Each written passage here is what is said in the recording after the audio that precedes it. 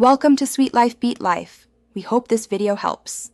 In this video, I will show you how to make delicious eggs on toast, step by step. Start by gathering all your necessary items. You'll need 2 large eggs, 2 slices of your favorite bread, and about 1 tablespoon of butter.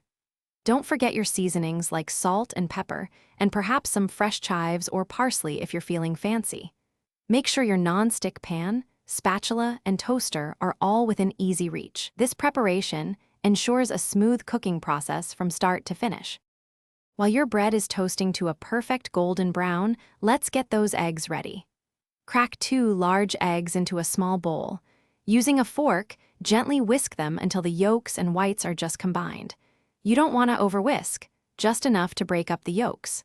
This simple step ensures a consistent texture for your scrambled eggs. Now it's time to cook those delicious eggs.